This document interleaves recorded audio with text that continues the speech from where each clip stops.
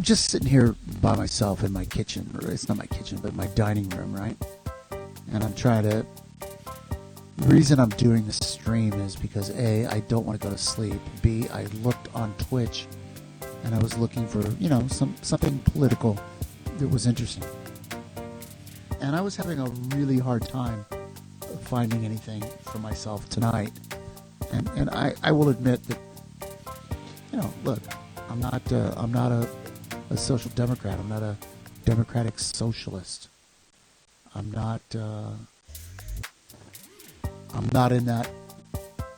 that milieu, right?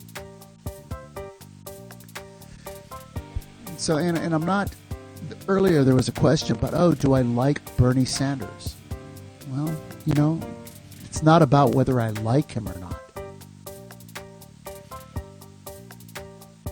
Bernie Sanders represents an opening into the larger conversation in the United States of America about the problems of capitalism and some solutions that he calls socialism. From my point of view, Bernie Sanders in no way is a socialist.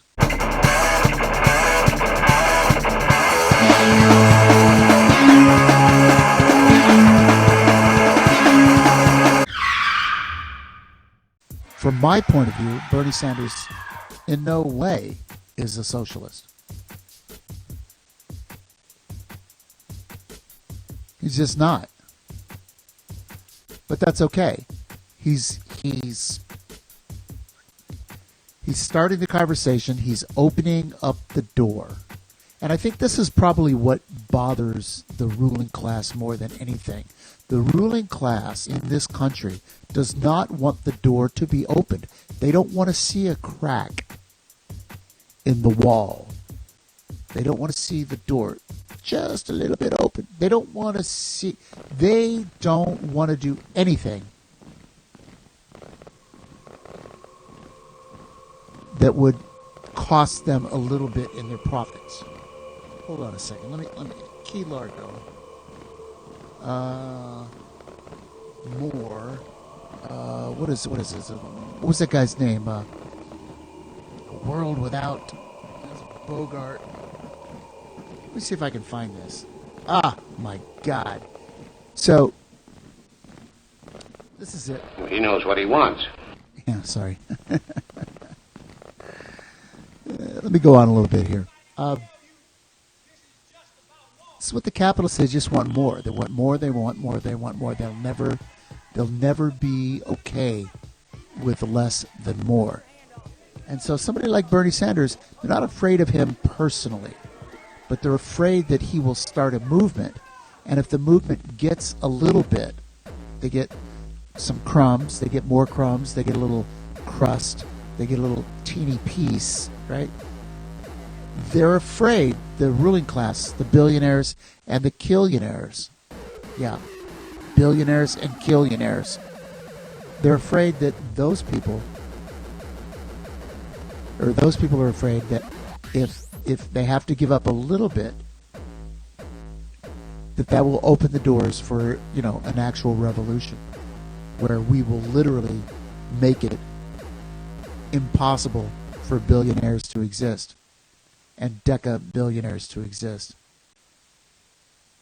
Because, if it was up to the people of this world, if it was up to the actual human beings that live, work, play, and die on this planet every single day, if it was up to us, there would be no billionaires. There would be no ruling class.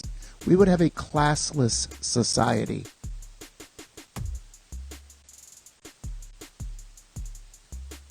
To each according to their need, from each according to their ability. But, this is a scene from Key Largo. This Bogart and Robinson, this right here, this is capitalists in a nutshell. Well, he knows what he wants, don't you, Rocco? Sure. What's that? Tell him, Rocco. Well, I want He wants more. Don't you, Rocco? Yeah, that's it. More. That's right, I want more. Will you ever get enough? Will you, Rocco? Well, I never have. No, I guess I won't. Do you know what you want? Yes, and I had hopes once, but I gave them up. Hopes for what? A world in which there's no place for Johnny Rocco. Boom. Boom. I have hopes. I have hopes for a world where there's no place for Johnny Rocco. I have hopes for a world where there's no place for a billionaire or a multimillionaire or decamillionaire.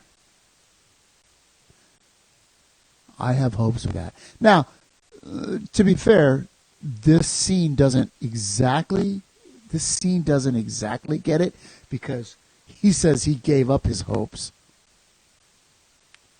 Right? He gave up his hopes.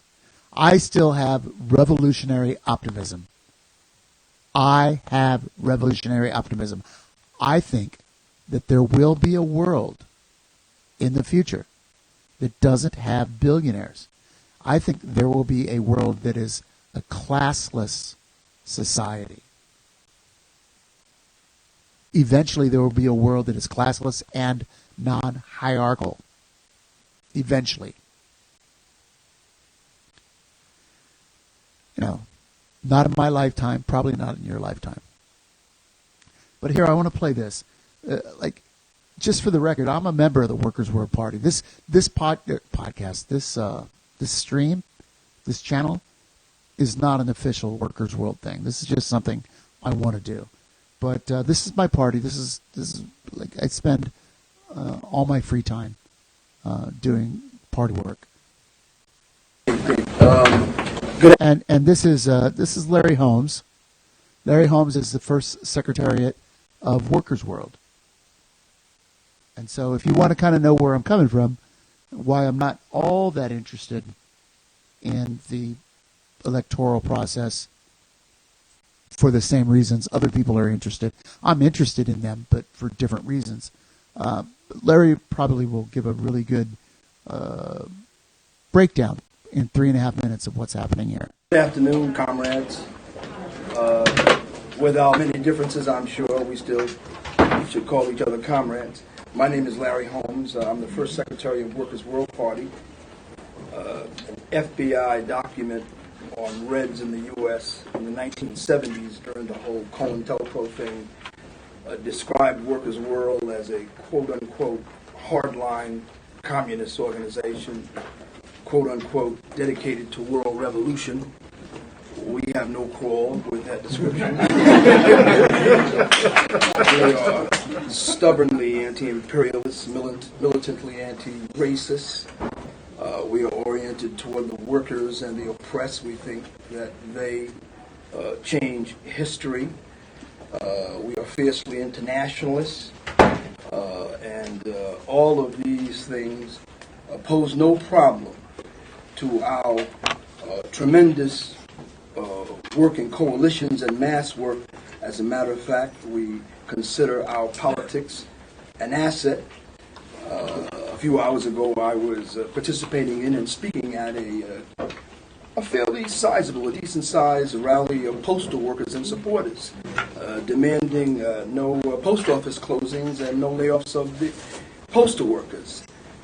I think our party, among other things, is known for its mass work, known for its ability to build coalitions. I think beside that, I'd like to draw your attention to a new book we put out, Capitalism at a Dead End. The reason why we feel this is important is because the entire movement has to reorient itself in the wake of this new phase of capitalist development. Yeah, I just want to say, that book, it's easy to read. Do it, knock it out in a day. Read it 2 or 3 times. Capitalism at a Dead End. And it lays out so much of, in very simple terms. You can hit me up. I can get one to you. A phase that could be described as a permanent crisis that the capitalists can't get out. The only certain thing is that the capitalists are going to relentlessly and brutally try to get out of their crisis by beating back the working class on a global scale. And yes, we must fight the defensive fight. We must protect everything that's being attacked. Unions, wages, cutbacks, austerity. We must fight for jobs. We must fight the day in, day out battle. But that's not enough. We can no longer harbor any illusions about capitalism being able to reform itself as far as the interests of the workers of the world are concerned. I think that illusion has been burst violently. And so along with the mass work that we do around the bread and butter issues, we must also begin strengthening socialist and revolutionary consciousness, because at some point, whatever it takes, whenever it comes, we've got to abolish capitalism. Right. And we've got to be about that revolutionary transformation that brings about socialism. Thank you. And there you go, Larry Holmes. What is the Workers' World Party? That's what I'm about. That's what I'm about.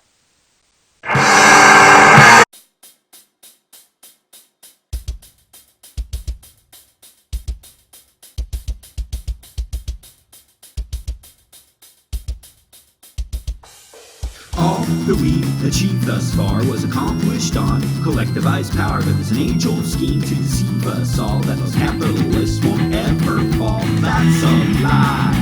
Get up and fight. Every human being has a right to fight for their own fucking page in history. Politicians, talking heads, and celebrities don't own a monopoly on history. The process of advancing philosophy is only for those who can afford the fee. That's a lie. Get up and fight. Every human being has a right to fight for their own fucking page in history. One world, and we're all fucking living on it. A slave herd is how the boss has always fucking wanted it. One world, and yeah, I'm fucking living on it. But the slave herd, I never asked to be a fucking part of it. Rousseau, and that social fucking contract, yeah, fuck that. Revolution's what I'm fucking getting at.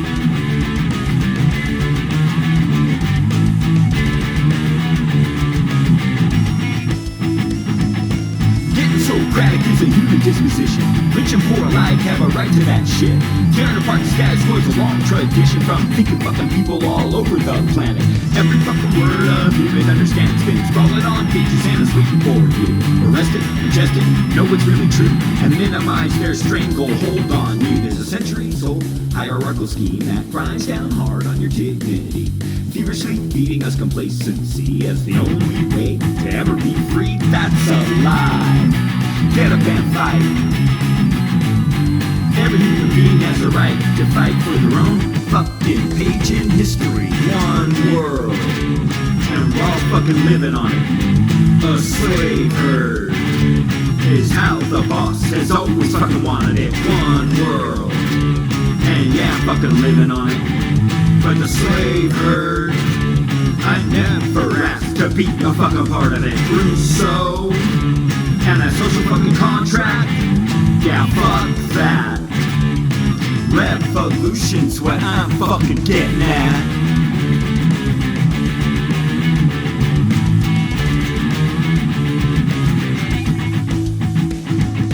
All that we've achieved thus far was accomplished on collectivized power, but there's an age-old scheme to deceive us all that those capitalists won't ever fall. Politicians, talking heads, and celebrities don't own a monopoly on history. The process of advancing philosophy is only for those who can afford the fee. That's a lie. Get up and fight. Every human being has the right to fight for their own fucking page in history. Getting Socratic is a human disposition. Rich and poor alike have a right to that shit. Tearing apart the status quo is a long tradition from thinking fucking people all over the planet. One world, and we're all fucking living on it. A slave herd is how the boss has always fucking wanted it. One world, and yeah, I'm fucking living on it. But the slave herd, I never asked to be a fucking part of it. So, and that social fucking contract, yeah, fuck that. Revolution's what I'm fucking getting at.